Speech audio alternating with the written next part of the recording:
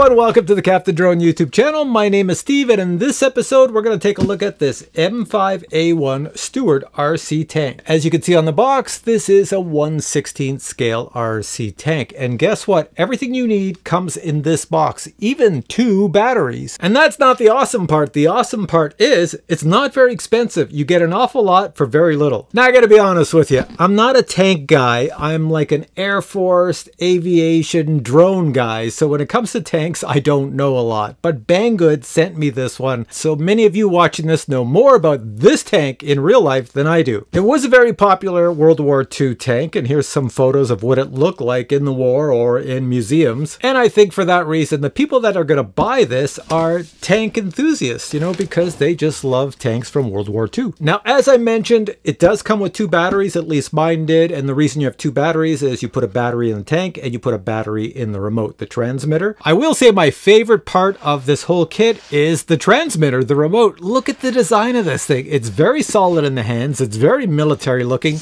Even the buttons in the back, these little red things for shooting the machine gun and the cannon, wow, they look authentic. Now this RC tank is made by the company Coolbank, and they make a lot of RC tank gear and other RC accoutrements and things like that for the military crowd out there. So this remote, I imagine, works with many different devices because not all the buttons do everything. So things like these potentiometers up here are not assigned to anything, as well as some of the switches. However, you can assign the switches to things you like, because inside the tank you can actually see the circuit board where you can plug in more items just like on any RC device and then control them with your remote. So as I mentioned, when you take the tank out of the box, it looks pretty plain, but it does look pretty cool. I'm showing you a photo of it right now. But after you add the stickers to it and put all the little details on it, then it looks like this. And here it is in front of me. Even though it's rather small, it looks rather large because it takes up the space of my head. So this is a 1/16 scale of the real thing. So it's pretty cool. It's very well detailed. It's got a lot of moving parts on it and a lot of awesome looking parts. So even things like this little anti-aircraft gun here that you would shoot down planes with,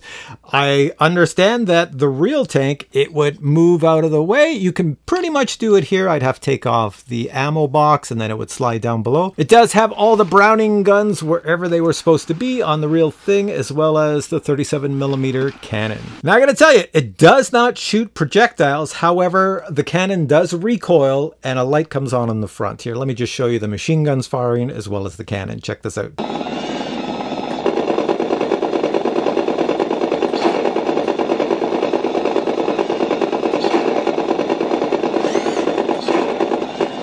In addition, you do have lights in the back and you have lights in the front, and as well, the turret up here can turn 360 degrees. Actually, it's continuous. There is no start and stop point on the turret. You can keep spinning it around as much as you want. So here, let me power it on quickly, sitting here, and you'll see me doing it right now. So there's an on switch underneath in the back. I'll flick that, and then you want to power this on. There we go. Here's some beeps and blops, and they're coming to life. So now it should be connected. And once everything's connected, the lights come on, which I see, and then you press the ignition key. Starts up. And now you have full control. So let me see, I can back it up a little bit. It's got too much power. Hang on a sec. I'll move the turret. Let me show you the turret that just keeps on going. There's no stopping it. It just keeps rotating and rotating. There we go. And of course you can move the cannon down and up, and you could fire. And there's a recoil action. I'll see if you can see it from the side. Recoil, there's my head showing, and there you go. See, it goes in. It's pretty cool. And of course the machine guns. If I turn this, I can fire machine guns. And if you want to see the machine guns fire, I think I showed it to you in a video already. And aim it. You'll see a little red light should be coming out of the forward section of the tank. Now I'm just going to move this way a little bit. There is a smoke feature on here. I'll press it. Normally smoke would come out the back. I did put the liquid smoke in it that I had from other tanks, but for some reason it doesn't seem to work in this tank. Sometimes I can hear it come on, and then it should turn that liquid stuff, which is basically baby oil or something, turns it into smoke, but doesn't work on mine for some reason. Maybe I got the wrong smoke. I don't know. As well, if you don't want the motor sounds, there's a button on here, M button. It just turns them off and then back on. To shut it down, you could just hit the ignition key, and that should turn it off. There we go. Now, if you're a collector, you're obviously going to paint this. I didn't paint it, so it looks like a plastic tank. But if you paint it and put all the detail on and do everything proper, it would look really awesome. So the next thing I want to show you is just some footage of this driving around. So check out the footage, then come back to me and I'll give you my positives and negatives. Here we go.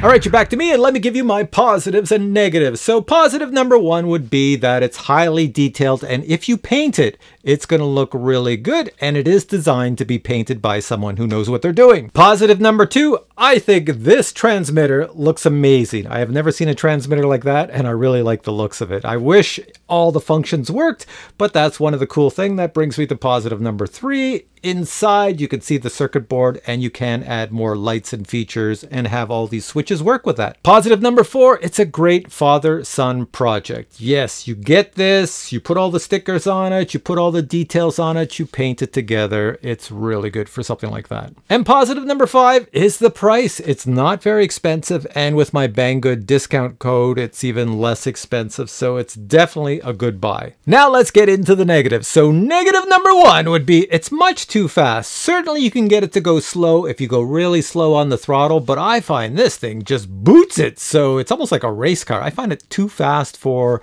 something that was made in World War II. I know the real one like this was supposed to move pretty quick, but I do find this pretty fast. Negative number two is the engine sound. I don't know how to increase the sound. The sound on it is loud, but it's not loud enough. I wish it was louder. And negative number three is it's got a bit of weight to it. It doesn't feel like a little dinky toy. It weighs quite a bit. And for someone like me who's carrying this, I dropped it and it looks pretty good, except if you drop it hard, you're going to break something. And I broke, there's a little joiner between two wheels on one side. Anyways, I broke that. I've glued it back together. The glue is not holding it. I'll have to figure out some other way to get it to join back together. It still works, but yeah, I broke it. So I guess the moral of that story is don't drop it. So with all that said, links to this product are below, along with my Banggood discount code. Go check it out. It's not very expensive for what you get. It's a pretty decent deal, so yeah, check it out. So with all that said, thanks for watching the video. If you have questions on this tank, post them below. If you enjoyed this video, please give it a thumbs up someplace here, and I'll catch you in a future video with many more cool reviews. Until then, I say bye!